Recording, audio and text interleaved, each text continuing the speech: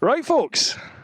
Brew time. Brew time podcast this week is a little bit different. I'm here at the Armchair Adventure Festival down at Mount Edgecombe Park. And we're doing some live podcasts here in front of a crowd. There's 2 people behind. Folks, if you want to come join us, feel free. 3. We've got 3 now. So I'm going to be doing a selection of podcasts over the weekend, today and tomorrow. They're going to be a little bit shorter, maybe an hour and a half, we'll see. But we've got some cracking guests lined up. The first of which is Chris Howard. How you doing, Chris? Hello, I'm good. Thank you, Bruce. Nice to meet you and be here. And you, man. And you. Now, Chris, you are famous for going on a bit of a walk. The weird thing is, I'm probably famous for lots of other things, but this is what everybody knows me for as my most recent adventure. But yeah, I'm famous for going on a bit of a walk. I had a look at your bio and I was like, why have I never heard of all this? I'd only heard about Chris the Coast Walker, and it's like, oh my God, you've done all this other stuff. So, do you know, I think what it is I'm Chris Howard, but everybody knows me as Chris the Coast Walker. Yeah. So that's what's stuck in people's head. But actually, Chris Howard has done a lot of things before the Coast Walk. So, can I throw this open to you then? So, for the people at home, for the people here, who are you? What have you done?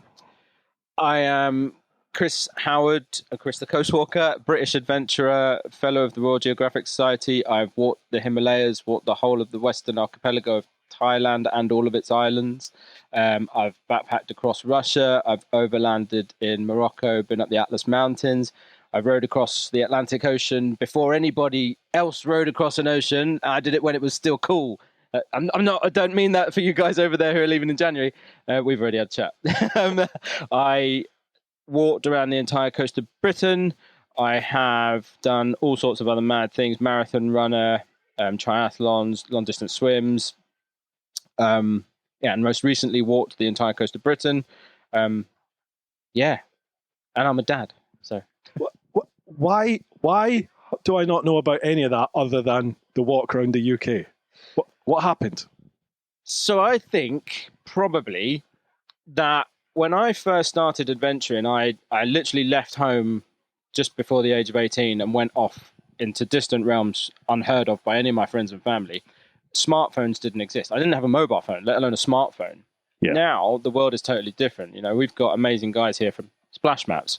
I've always used a map. But that might have been in the back of a rough guide or a Lonely Planet book. But I never had a map on my phone, and I never had a phone to help me get around the country. I remember being in India for 9 months and finding my way around India by going into internet cafes. I don't even know if internet cafes still exist, because what would be the point in them when you've got them in your hand? Everything's on your phone now. Exactly. And so I've always done things with other people as well. And I did a few things on my own, but I never really saw the value in having a website. And also, a bit like Jamie Ramsey, I'm totally self-funded unless I'm able to gain sponsorship from certain people or companies. And so a website has a cost, promotion has a cost, marketing has a cost. And I genuinely never thought I was that interesting. Sorry, if you just pop the mic up towards you. Sorry, is that much better? So I genuinely never thought I was that interesting until people started asking me questions and asking if they could interview me. So I kind of am an accidental adventurer, really. No, not really, with a pedigree like what you've got. But have you found now you're embracing social media, because the Coast Walk was that was heavily. I followed that on Instagram. You seem to be all over that during then. Have you found that there's been a big pickup in terms of following, in terms of like corporate interest? Yeah, it's been very strange, because up until the Coast Walk, I didn't really have a social media account. I mean, I'm a family man. I got 3 daughters, and I don't really use it. They probably know more about it than me, and they're still too young to actually be on it, to be honest with you. My wife uses it a lot. I don't know how you do it. So she supported me using the social media and showed me how to do that sort of stuff. But what I really wanted to do was write and write a blog. So I've always kept a journal of my adventures. I've never released anything. And then all of a sudden I started writing, and my following actually rocketed because of the blogs that I was writing. Yeah. And that was partly to do with physically what was happening to me, and also to do with my mental health and the things I was experiencing. A lot of people could relate to that. So, it went bananas, to be honest with you. Now, The way I normally run things on this is we have a little chat, and then normally I'll post up beforehand. Normally I do these one a week, and I'll post up beforehand on socials to say who the next guest is. And then people have an opportunity to post up some questions. Obviously, this is a bit of a unique environment that we're doing, but we're getting a little bit of a crowd coming here. So in about 10 minutes or so, folks, I'm going to ask any of you guys if you've got any questions that you'd like to ask Chris. So over the next 10 minutes, have a little think whilst we have a little chat, and then I'll throw the floor open to you. Is that all right? Perfect. Unless anyone's got one right now. Has anyone got a question they want to ask right now? A burning question. Anybody got a burning desire they must ask? Right, so getting question. The question was, folks at home. The question was, has getting corporate sponsorship, has that changed since COVID? Yeah, so that is a really, really good question and well picked up on. It was a bit of a leading question. So Jamie and I are actually both sponsored by Cotswold Outdoor, but we've never met. So this was the first opportunity. And just literally before he gave a talk, I ran up to him gushing like a schoolboy saying, I can't believe it's you.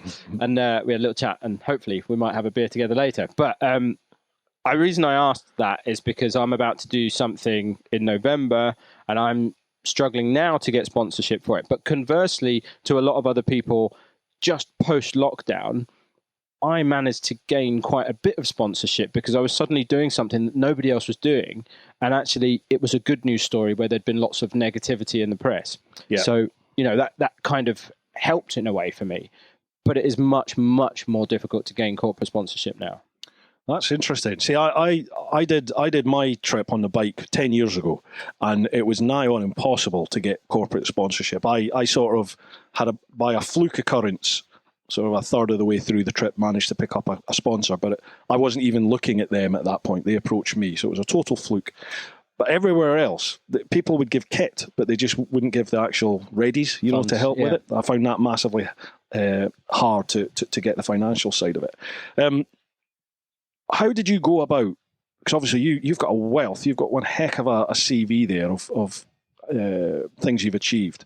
How did you go about originally acquiring sort of the corporate help?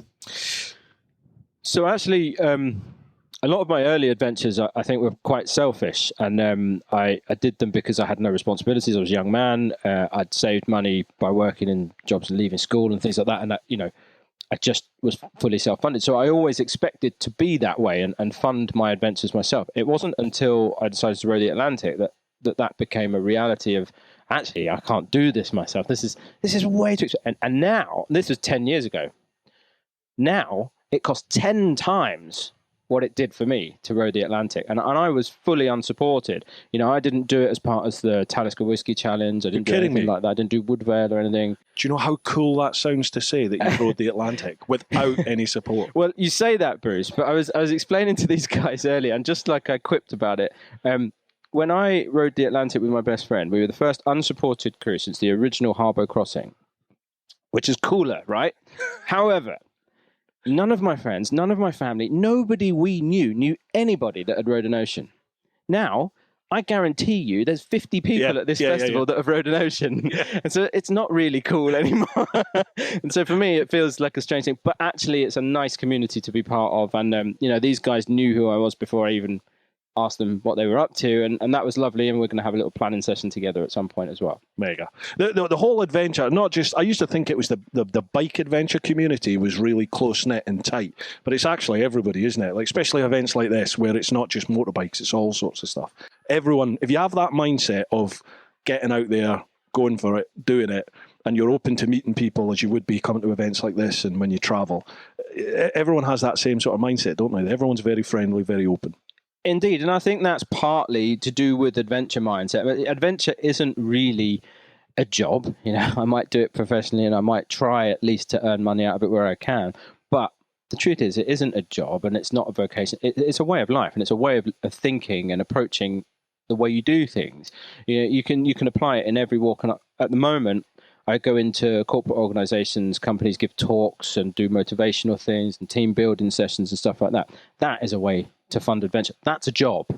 And a bit like Jamie said earlier, if you have a plan for the adventure, it becomes an itinerary, and that's just like a holiday that you book through a package tour. Yeah. Actually, the adventure is going and doing it and getting on with whatever occurs. that was for me how it started. The first adventure I went on, I flew off to Bangkok. My folks had never heard of Bangkok. My sister was terrified. My friends they'd never even seen pictures of Thailand, sort of thing. This was before the internet was really in everybody's homes. So it was really difficult to understand what I'd be seeing, what I'd be doing. And that kind of, when I came home, created a gulf of difference between us. Yeah. And that's the same after every adventure. And you kind of, as an adventurer, have to learn to kind of make that gulf smaller. Yeah, I was going to say, like, does the post-trip blues, does that affect you? Because I know, like, from personal experience in the bike world, it is something that was never really spoken about, but people are much more open about now. But then where, I was away for a year and a half, other people, they've been away for decades. So yeah. Do you experience that sort of post-trip? Yeah, absolutely. It's the same, though, for anyone that might be racing with Mayflower rowing crew down the road here in Plymouth. It's the same for anybody that runs a marathon or anybody that goes park run every weekend. It's the same for anybody that has that burst of adrenaline or serotonin release or oxytocin release. I wrote a blog about this because I'm interested in science and how it affects us physiologically. I'm interested in how we evolve as human beings. And so on the walk, when I was walking around the coast of Britain, I completed 450 consecutive marathons, carrying my backpack of what started out at 12 kilos, and by the winter in Scotland, it was about 25 to 30 kilos.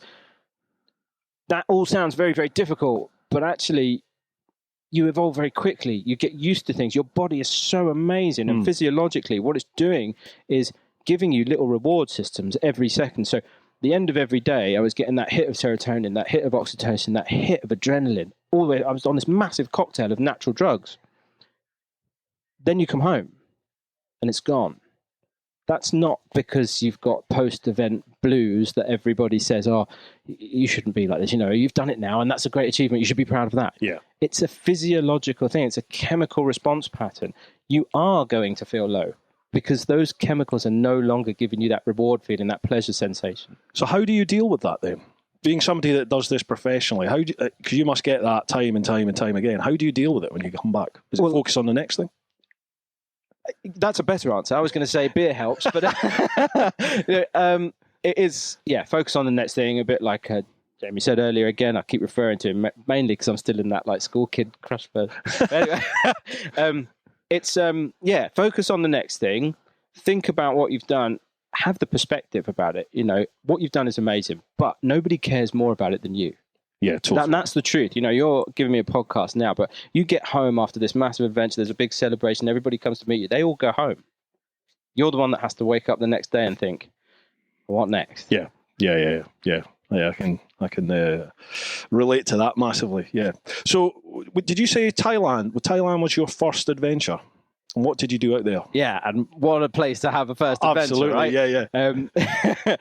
So, absolutely mad place, a complete bombardment of the senses. I was a kid that grew up in a pretty rough area, pretty deprived background, had a fairly abusive childhood, and it wasn't a great time for me. I was a scout, which I'm very proud about being a scout ambassador now. But I finished all my exams a bit before most of my friends, just because of the way the exams fell. So I decided that I would book a flight. Actually, I hadn't decided that first. I walked home from school one day and I came via Chatham High Street, which I grew up in Kent, and there was a military surplus store. I always wanted to join the Navy because my grandfather was in the Navy and I wanted to kind of follow in his footsteps and travel the world. My nan is from Malaysia. He met her whilst he was serving in Malaysia. That's why I look a bit the way I do. And so I went into this military surplus store and it was stacked high with maps and cellophane wrapped socks and T-shirts and all the stuff. And it smelled a bit like a library, that musty, dusty old smell of like army blokes, really. And right in the corner of the store was a backpack. And I'd never had a backpack. At school, we always had these satchels, which you had your lunchbox in and things like that. It's great big 180 litre black Bergen. And I remember it was bigger than me. And I could see it in the corner of the room. And I remember, because I've just written about it in my first book, and I remember it in my head. It was almost like it was winking at me. And you kind of try and look away, but every now and again your gaze comes straight back to it. And I kept looking away and it was there again. So Just go and have a quick look at it. And I picked this thing. It had a metal frame. It had these straps, really thick, all these buckles on it and everything, and pockets. And I thought, God, this is amazing. But in my head, I didn't know what I was saying. And all I could think was, well, I can't do that. I can't be a traveler. I can't be a backpacker. You know, look where I've just failed all my exams, and then I'm lucky to have scraped through into college. There's no way I can travel the world. Adventurer wasn't even in my vocabulary at that time. Yeah. And so the biggest leap I took really was asking the bloke behind the counter how much the bag was. And it felt like an absolute age while he inspected every clasp and zip and buckle. And I stood there. And in my heart of hearts, I actually knew that I wouldn't be able to afford it. And I would have to walk away. And that would be my dream crushed. Gone. Short-lived, though. And so he looked up with his typical Medway accent, pushed his glasses on his face, and he just went, 12 quid, mate. 12 quid, you know, like 20 years ago. Actually, I was thinking, it's not that bad. Yeah. And I had it in my pocket, and I was like 17 years old. So I was like, I'll have that. But I think he knew what that backpack meant to me and what it represented. And it wasn't the ability to carry stuff. I think that backpack represented freedom. So we're here now talking at this amazing festival, some 22 years on, and 12 quid might buy you 2 pints and maybe a splash mat. But 20 years ago, 12 quid bought you freedom. Opened up the world to you, yeah. And that's that perspective again, you know. So what did you do in Thailand? Well, you don't need to go into too much detail, but like what was Thailand? Was Thailand a walk? Was it a run? Was it a cycle? Was it just backpacking, traveling? It was backpacking and walking. I'd set myself the goal of starting in Bangkok and walking as far south as I could possibly get in Thailand. And if I could get to Malaysia... Where were you heading to in southern Thailand? Tell me. I have no idea. I had no map. And as I said before, I had no phone. iPads didn't exist. It was the weirdest sensation arriving in Bangkok alone, having never really been away from home except on scout camp. You know? What a crazy city as your first one. Yeah, and Coastline Road for 2 or 3 days was just a complete mind. You did well to leave, to be perfectly honest with you. Well, many people just don't get any further than that. Yeah, well, to be honest, the guy in the MOD store that gave me the backpack, when I told him that I'd booked a flight to Thailand, he said,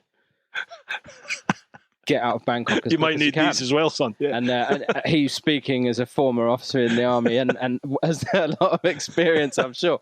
But yeah, he said, get out of Bangkok as soon as you can. So I did. But the strange thing about it is I had no plan. I just wanted to get as far south as possible, see as much of the country as possible, and fully immerse myself in their culture, which was totally different to anything I'd ever experienced. Now, the weird thing was all my friends back home were going on, package holidays or... like 1830s club holidays to Spain and Greece and things like that, and doing what all young men do back in the late 90s, and spending their money on driving lessons and girls, obviously, basically. Yeah. So I didn't want any of that. I wanted to really experience it. I'd failed all my exams, like I said, so I felt lucky and privileged that I'd made it into college and had enough money to do something that wasn't just drink it and piss it up the wall. I haven't asked about swearing. I probably should have. I think we'll be all right. So I wanted a proper experience. I wanted a fully immersive experience, and I wanted to see something that was not my norm. And I think that's part of adventure as well, is putting yourself out of your comfort zone, putting yourself out of the normality. Yeah, definitely. And so I did, yeah. I spent the next 6 months traveling around Thailand, and I headed as far south as I could. I made it to Kuala Lumpur in the end, and I actually met people that ended up helping me, and transpired that I was related to them. You're kidding me? I'm absolutely not. And if that's not enough to hook you into adventure and traveling around the world, and enough to humble you, then I don't know what is. We spoke about this, didn't we? They say, is it 7 degrees of separation? It's just not anymore, is it? Yeah. I think it's like 3. It's funny, because when you were talking about that, I was thinking, well, you're from Scotland somewhere, but I'm not sure, and I need to ask you.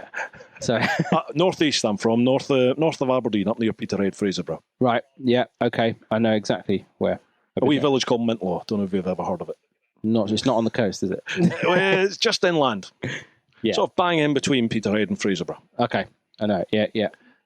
I know the area. It's that shoulder of Scotland, and you come back. Why do you know that area then? Well, I know all of the coast of Scotland. Of course, you walked it. What am I talking about? I don't know much else about Scotland. Time for a quick shout out to this week's sponsors, who are Innov. Now, Innov specialise in motorcycle dashcam systems. You'll probably seen the vids on my channel. They've got the single camera, the C5. They've got dual camera, which are the K series, the K3 and the K5. K3's 1080, K5's 4K front, 1080 rear. Both the K3 and K5 have an external mic, which you can even wire up into your helmet and vlog with if you want.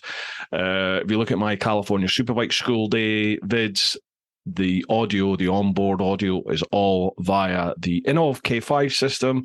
They've also got GPS tracking. They've got an external remote so you can lock footage as you go. They'll do that automatically anyway, should they detect any sudden movement. They've got parking modes on them, so when that's activated, even when your bike is left unattended and switched off, say you're a bike calf or park it up in a town or something like that, if the bike moves at all, then it'll automatically kick in and it'll start recording. So hopefully you'll get that car that hits your bike or anyone that does anything to your bike. As long as they're in front of those cameras, you'll capture them. Great system, folks.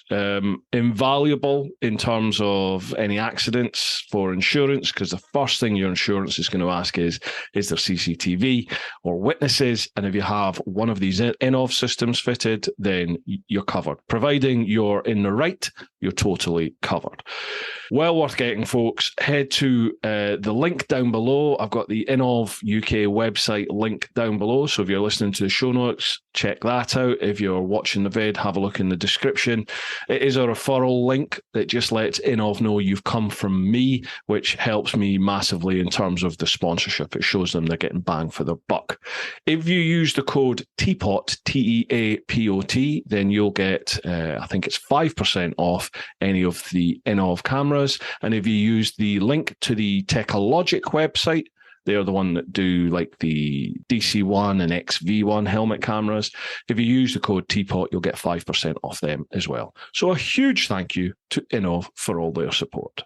We are also sponsored by Ultimate Add-ons. Ultimate Add-ons, they specialize in mobile phone and action camera mounting solutions for bikes, for push bikes, that sort of stuff. They provide dustproof, drop-proof, really rugged cases for your phones, as well as a multitude of different mounting solutions for those phone cases and action cameras. Things like GoPros, DJIs, all that sort of stuff, Insta360s. Great bits of kit, They're great bits of kit, folks. Even when your phone is inside one of these cases, you can still use the phone, you can still use the cameras, obviously as long as you keep the lens and everything clean. Great things, folks. I have never had any issues with vibration affecting my phone's camera when I use the Ultimate Add-on systems. I use the Helix strap mount. It's basically like a ratchet strap, really easy to fit. I can fit it to almost any bike I've ever taken out for a review. Great bits of kit. If you head to ultimateaddons.com and if you use the code TeapotOne10, so TeapotOne with the number 10 at the end, then you will get 10% off their range. Massive thanks to Ultimate Add-ons. Right, so Thailand, tick, you're home. Where'd you go next? After Thailand, I did a bit of stupid cycling in Europe, and What's that? Come on. so I the only reason I came home from Thailand, I'd made it to Kuala Lumpur. I ended up meeting this family, who I then went to a wedding of my mum's second cousin, which is like totally bizarre. I didn't have a shirt or a suit or anything to wear, so I had to go into a market. I think I didn't have anything. Did you meet these people randomly, or did totally random? I got dropped off from a bus. It was about 3 a.m, mid of Kuala Lumpur. I had no idea what was going on. If you haven't been to Kuala Lumpur, it's equally as mad as Bangkok. It is. And it's incredibly built up, an amazing place. And somebody said to me, they said, "Hello, are you okay?" And I was really taken aback because their English was amazing. And I was like, I don't know where I am. I don't know what I'm doing. And they said, "Where are you from?" And I started chatting to him. His name was Willie. And so, okay, so he said, come and have some food. I'm a taxi driver, but I'm just going to have some food here. Turns out he's my nan's cousin. How How mad is that? That's insane. I had no plan. And again, I didn't have a mobile phone, so it's not like I could get on the phone and ring my nan and go, it's 3 a.m. here in KL. You all right? I think I've met your cousin. So I couldn't check.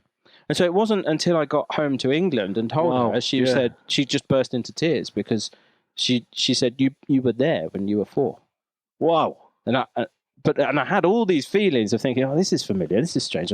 The smell is interesting, like that nostalgic. Yeah. And she said, you were there when you were 4. Have you had anything like that since in your other travels? Yeah. I just find that once one thing happens, it just seems to happen time and time and time again. Yeah, it's so bizarre. So now I'm known in the family and amongst my friends as wherever we go, Chris is going to know someone. And I'll bump into people. I met people I bumped into someone in Cape Wrath. No, Dunnet Head, right? The most northern tip of Scotland, which is just like a limb.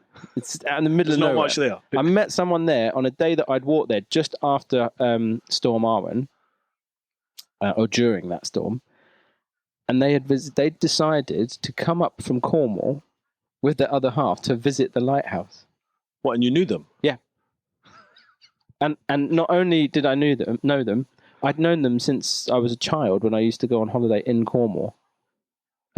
But what are you like with lottery numbers? Well, not successful. If I was, I wouldn't be here. Be somewhere else in the world doing something exciting. But so no, lots of things. I've been. I sailed around the Greek islands for a year, and I bumped into 3 people that lived on the road I grew up on.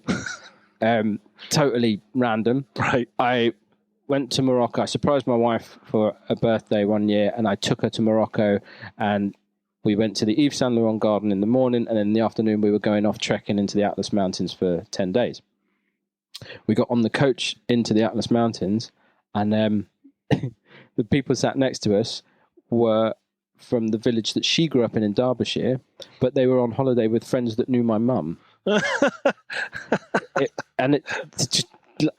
We were sat there thinking, what's going on here? What is going on here? Matrix stuff. Very odd. Speaking of your missus, of your lovely missus, how does she feel about you constantly bugging her off to do these amazing adventures? Often not well. No, she's my biggest supporter, really. Yeah. I'd like to say she's a fan, but I think that's waned a bit. And so she's definitely my biggest supporter, and she's always there in the background helping me with social media or telling me that I can't do this, and this because it won't look right or sound good or blah, blah, blah. Because she's much more in tune with the normal world than I am. And, but she's also really good at saying to our daughter's school, Chris is doing this. If you want him to show the kids where he's going, or if it's part of the curriculum, just get in touch with him. And then they do, and I end up doing Zoom calls with them or talking about geography or the history of a certain area. And that's lovely because it brings my kids and their friends along the same journey. Yeah. And it helps with my kids at home because it means they're not without a dad all the time. I'm there, but also their friends understand that I'm seeing things and helping them see things that otherwise they wouldn't. Yeah. But yeah, my wife, she can get a bit frustrated, but just like any family, we tend to deal with things as and when, and we just approach things together as a team, really. And I take you must have met your missus, you were down the adventure line when your missus came into your life. Do you know what? This is another amazing thing. So my wife has travelled a lot and done lots of awesome things on her own before we even got together. We met at university. We didn't get together till after university, blah, blah, blah. So...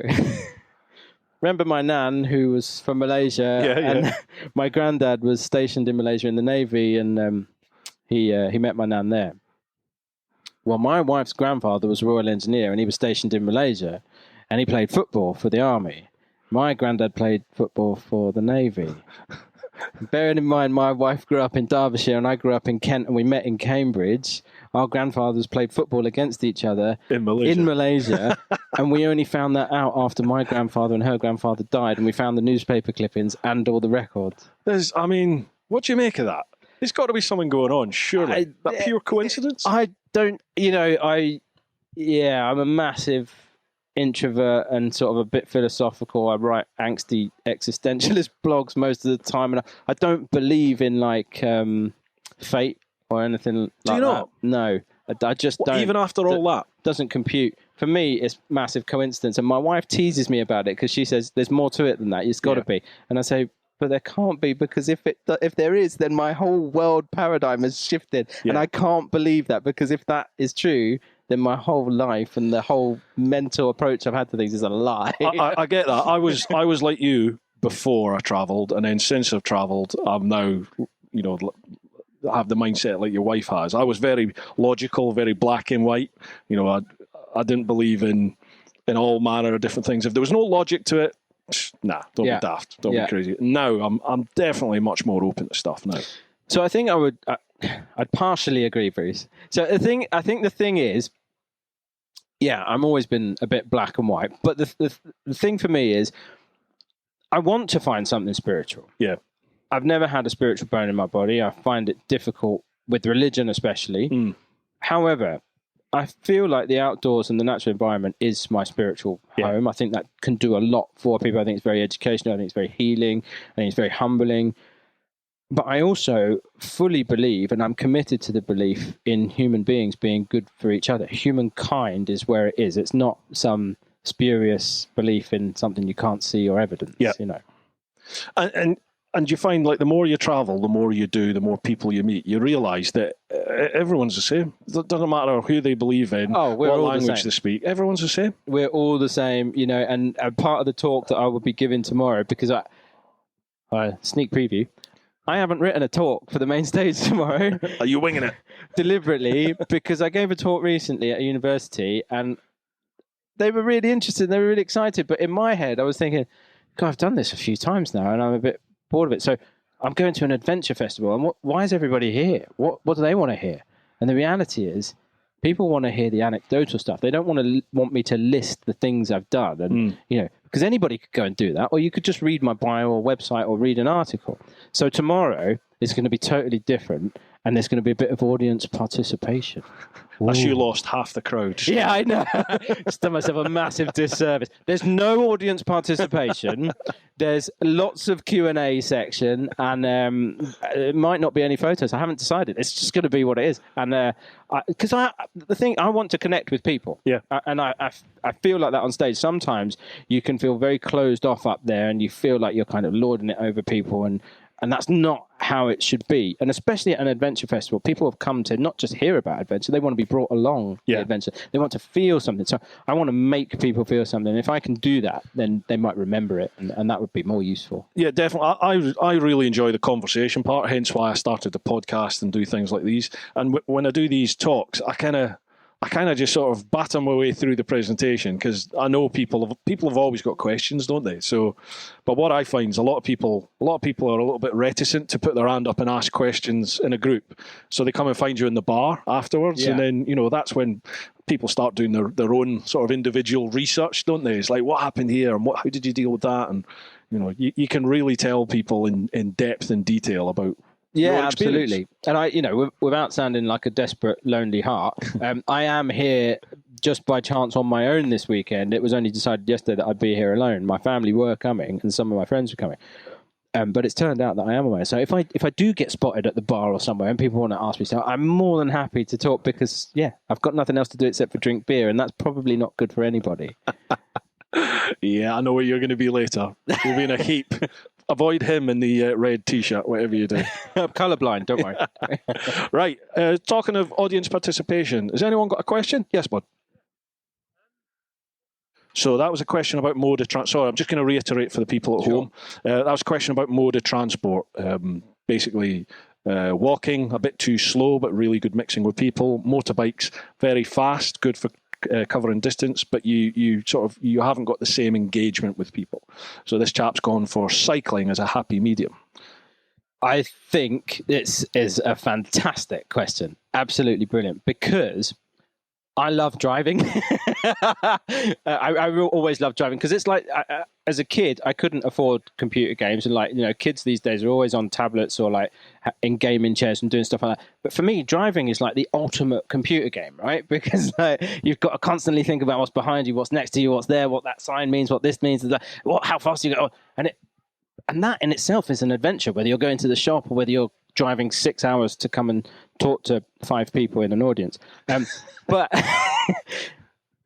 cycling, I have loved since I was, I don't know how small, and I've cycled across Europe and absolutely loved it with nothing but a small backpack and a bottle of water.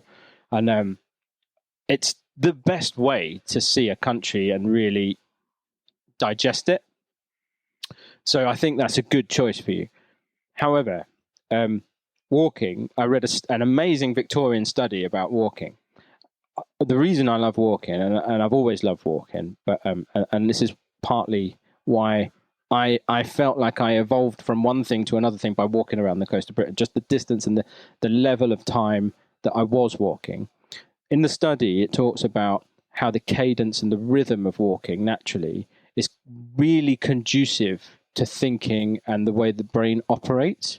And so your body physiologically works in tandem with the brain just by doing it. So we all think about marathon runners being at the peak of their game and the fittest people on earth, or Olympic rowers, for example, using every major muscle group, and they're Tour de France cyclists riding and their heart rate being 32 beats per minute. It's about average for a domestique. I know because I've done 3 stages of Tour de France. Not that I'm like name dropping or boasting there, but I've constantly measured my heart rate throughout my life doing different disciplines. My heart rate was lowest when I came back from walking the coast of Britain. And okay, I was walking a marathon a day and carrying a bit of weight, but training to run marathon after marathon after marathon and cycling long distances has made me fit for that one discipline. But walking brought my heart rate below any of them. Wow. To a level where that's my lowest ever heart rate recorded. The day after I got home from walking the coast of Britain, I was at 43 beats per minute. So, and I don't think that's just to do with cardiovascular response. I don't think that's just about cardio fitness. I think that's to do with stress levels. I think that's to do with your head being in an environment that is natural and outside. I think there's so many aspects at play there. But in terms of mode of transport, they all have their own amazing benefits. I'd agree. Push bike, cycling, road bike, brilliant way to cover ground and see a country. But in terms of health and fitness, I'd walk every day. Wow, that's interesting. Anyone else got a question at the moment? Yes, bud. Me again, folks. Just another shout out for this week's sponsors, who are the Influencer Store.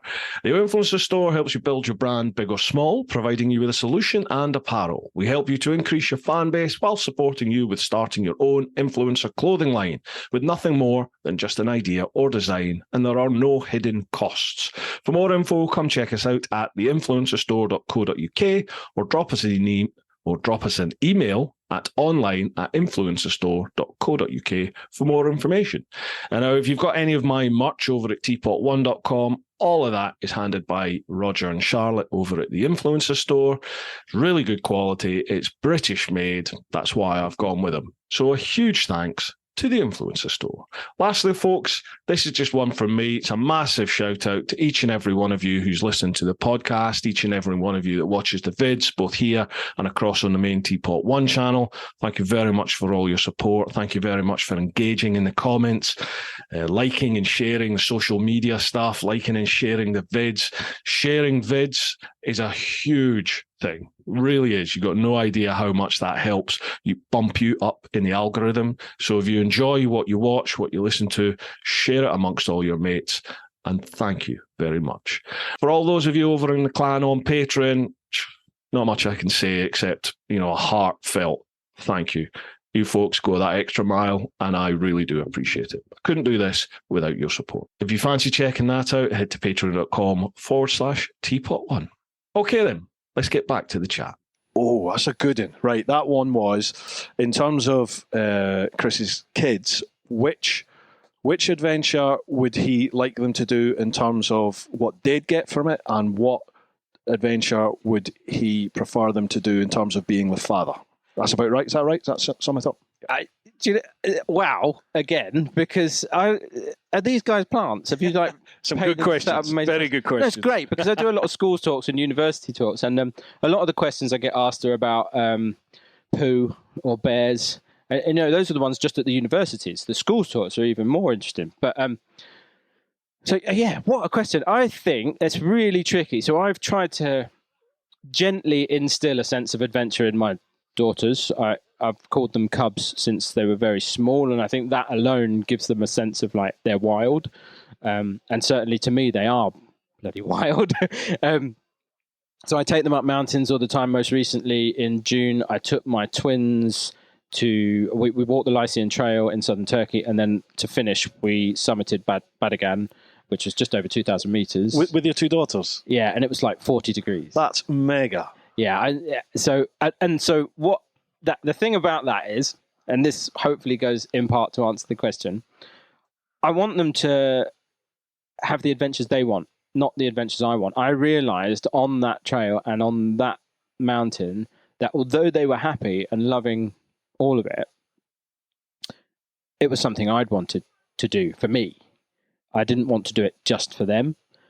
And as they get older, I want them to pick those adventures for themselves and really do things. But they'll come to me at the weekend or on a Friday and say, can we do this weekend? Or can we do that this weekend? And we'll just go.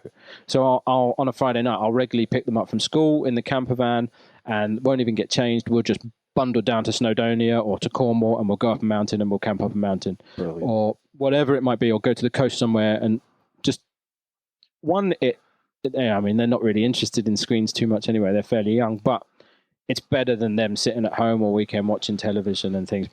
But the other thing is they love foraging. So if I can teach them things about that, or if I can come on foraging courses like this with them and they learn to eat certain leaves or certain berries or certain mushrooms, I'm equally happy with that. And every day can be an adventure when you're a kid, because you live in the now.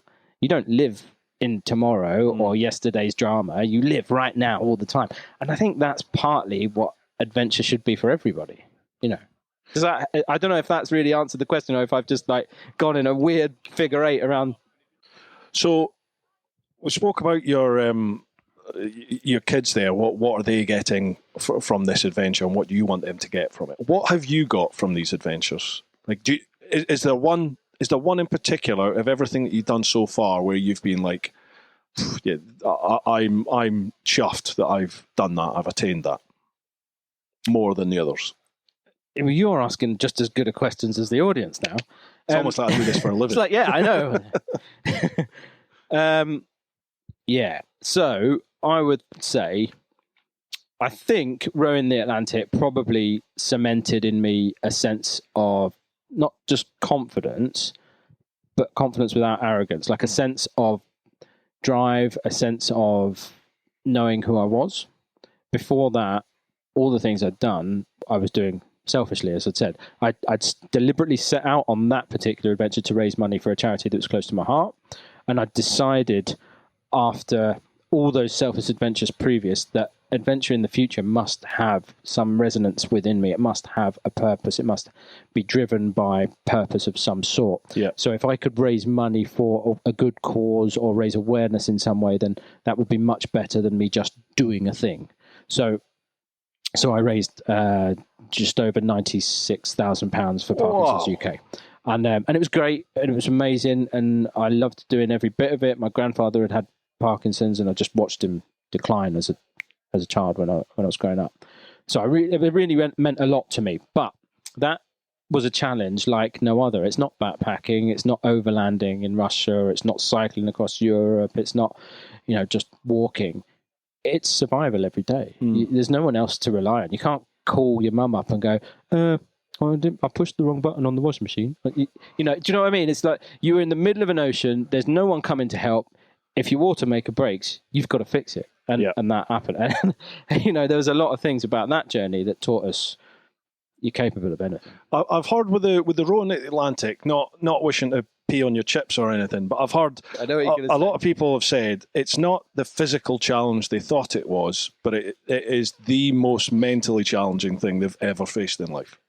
Yeah, that does definitely not pee on my chips. It's absolutely right. It's and I think that's the same with a lot of adventure, to be honest, and that's why people like Jamie and myself, I don't know if I like the term adventure. I don't know if I've ever really liked it, but endurance athlete or endurance adventure is much better, because that endurance element is that nasty stuff that no one really wants to hear about. Yeah. The stuff that you have to put up with.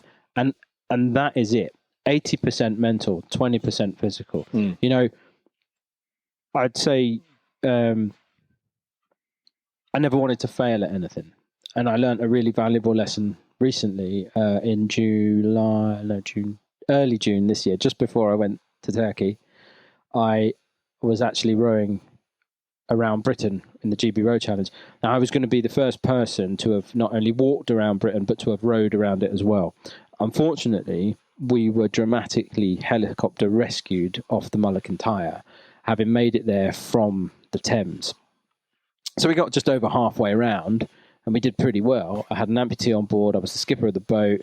I was very disappointed that we'd capsized, we'd sustained damage, and actually at a point off the Mull of Kintyre, I had to make the decision for rescue because we were being driven too fast to shore and the rocks than I could do anything about. So I had to make that call. And I don't see it as failure. And that was a big learning curve for me, because actually nothing's failure if you get feedback or learning from it. Absolutely. And at the time, I didn't really feel that way. I was very angry with myself. I was very annoyed.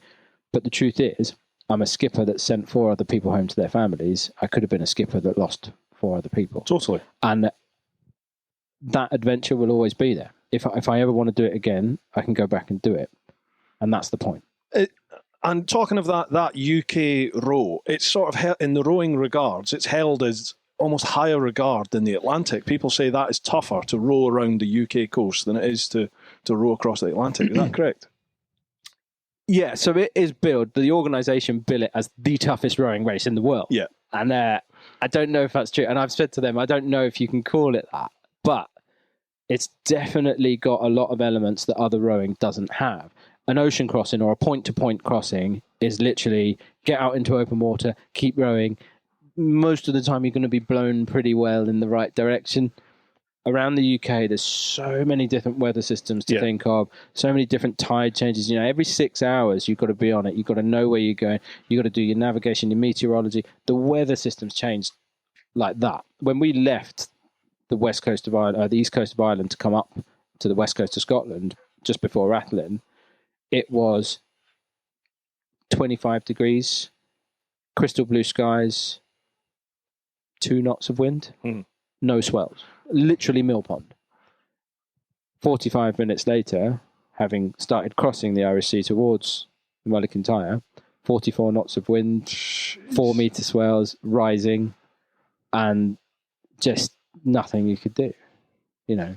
And I suppose it's not like there must be a certain element of it when you're crossing the Atlantic, whereby if you're having a really bad day and things aren't good, you're in the middle of the Atlantic, so you haven't got an option. Whereas if you're rowing around the UK, you can a lot of times see land. Yeah, that must be like even more a mental torture. And so, this is a really good point, and this is exactly the point I made to GB Row as an organisation when they bill it as the toughest rowing race in the world. I have to say, well, it isn't. It isn't. You've got to take every element into account. And so, for example, yes, that's true. However, you can row to any cove in the UK, as long as you don't moor up to something man-made, you can drop anchor anywhere. Ah, right, okay. That's the rules. Right. Okay, and you're still unsupported. Mm-hmm. That's great. You don't have that option at sea. No. And once you're 600 miles offshore in the Atlantic, there is no rescue. So the option to have rescue rowing around Britain is pretty easy.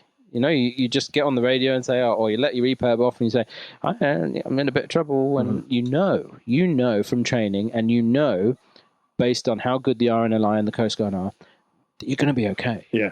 On the Atlantic, it might be pretty straightforward, but you just don't know that you're going to be okay. So you live 105 days, or now, however quick people do it in, thinking, I could die today, you know. Are you following, is it Damien, the Irish guy that's rowing to Galway as we speak? Are you following him? I have loosely been following him. I'm more following Atlantic Escapade over there, obviously. They're on the podcast, I think, tomorrow. I think they're on tomorrow. Excellent. I'm loosely following. I was following a couple of other people as well. The thing is, there are so many ocean rowers out there now. There seems to be loads now, doesn't there? I'm keeping in touch with a couple of Marines that asked me to row the Indian Ocean with them in 2023. They've just been to the Perth Boat Show, and they're really nice guys. In fact, they are the guys that I bought my boat for when I crossed the Atlantic, and they're just brilliant guys, and I wish them a lot of luck. It's a row that's not been done before the way they're doing it, and I'd dearly love to be involved, but I'm not sure I will be. They've asked, but I haven't yet convinced my wife. So you'd have to let me know when this goes out live, because yeah, I did that about.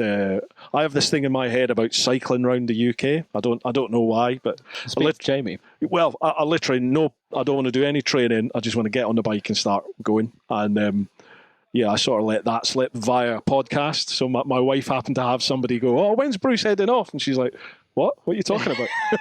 Did you do it? I haven't done it yet, but I've put it out there, so it's going to have to happen. Well, you will. I just have to figure out when, logistics. Yeah, well, you will. And that's the interesting thing, isn't it? And that whole sense of not training and just going at it. Yeah. Like Jamie said earlier, with the walk, I used to get interviewed by journalists, and I still do, and they say, well, how much training did you put in? How long were you preparing for? And the reality is I came up with the idea and I left 3 weeks later. Awesome. The only training that was involved is packing my bag, unpacking my bag and getting rid of what I didn't need. Yeah. And I did that like 150 times. And I just decided on the rule that if you don't have more than one job, you don't come. And that's it. So I got right down to 12 kilos. And then, of course, I didn't expect it to take quite as long because of various lockdowns. And I ended up in Scotland in winter. And so I ended up coming home with, between 25 and 30 kilos. So, but I felt just as good walking home with that as I did when I started. Yeah. So, is there anything? What is next for you? What is the next challenge? Is there anything that you can make public or not? World exclusive. Yeah, go on. Yes, please. Well, the press release is written. It hasn't gone out yet, but it will go out on Monday. And the reason it hasn't gone out yet is because there's just a few fine details being tweaked. So I'm going to be raising awareness for the National Trust, and I'm going to be planting some trees for the Woodlands Trust in all of the national parks in the UK, all 15 of them. And I'm doing that partly to set up legacy routes for walkers and runners, but also as a homage to our late Majesty the Queen, as part of her green canopy scheme. And what I'll be doing is running 15 marathons in 15 days in 15 national parks, planting 15 trees.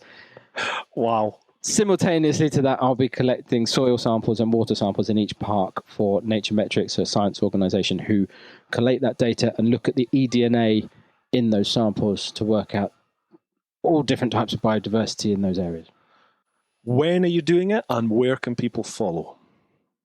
I will be starting around the 27th of November this year.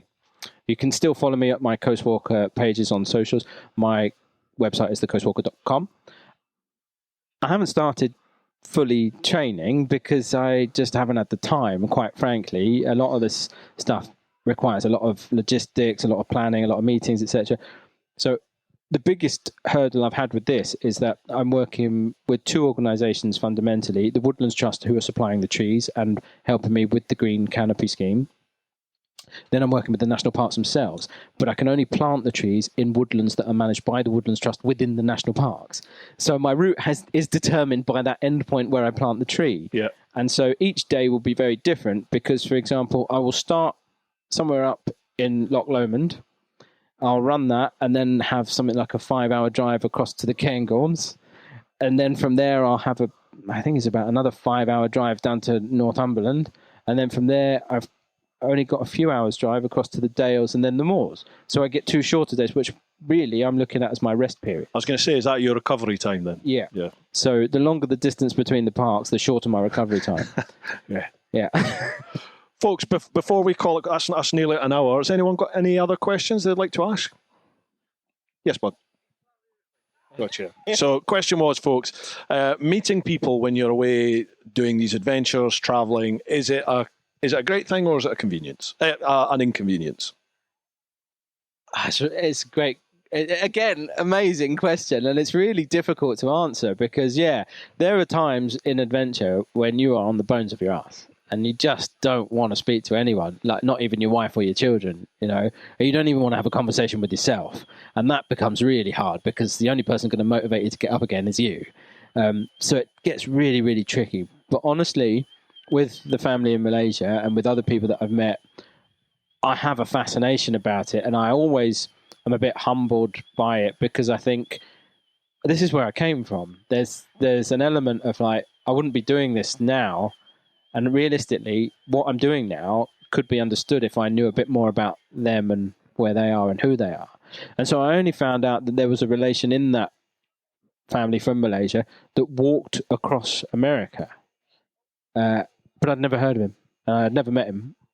He's no longer alive. But I mean, at the same time, it makes you think evolutionary-wise. It's in your blood. There's something there. And also, when I got to the south coast, a little bit just up the road from here to the Somerset coast, sort of Minehead and further along, Quantocks, East Quantock Head, that sort of area, both my mother's brothers, my uncles, met me on the beach. Dismal day at St. Audrey's Bay, right? Like, I think that's what it's called. Wet as anything. I'm sopping wet. I've got a friend with me who's trailing behind because he's on holiday, effectively. He's come to join me for a walk and saying he can do this too. And the reality is he hadn't got a clue what was involved, and he's probably 10 miles behind me by this point because I can't hold myself back and wait for him because I've got a focus and I've got a goal in mind for the end of every day, because if I don't keep to that, then I'm not going to get home when I said to get home, and I won't see my kids when I said to see my kids. So out of the distance and the mist and the fog and the rain, this figure emerges on the sand, and I'm looking and thinking, I know who that is. Just by the way they were moving, I knew who it was. And I hadn't mentioned it at the time, but I ended up writing a whole blog about a family disconnected. We don't have a great relationship. In fact, my uncles and I and my cousins, we all joke and say, I'll see you at your funeral. Because that's likely when we'll next see each other, right? Because we're just not close. We get on, that's not it, but we're just not close geographically and we're not close emotionally. However, my friend said, God, when I caught up to you all, there were like 4 of you, because there was my 2 uncles, there was me, and then there was my uncle's cousin. So I guess my second cousin, does that make it? I don't know how it works. But and we were all walking in a line towards, what's the power station that's being built down, the Hinkley Point. And he said, and I couldn't tell you apart from behind because you all walk in the same way. I was like, oh, what? We were different shapes and different heights. He said, you all have the same walk.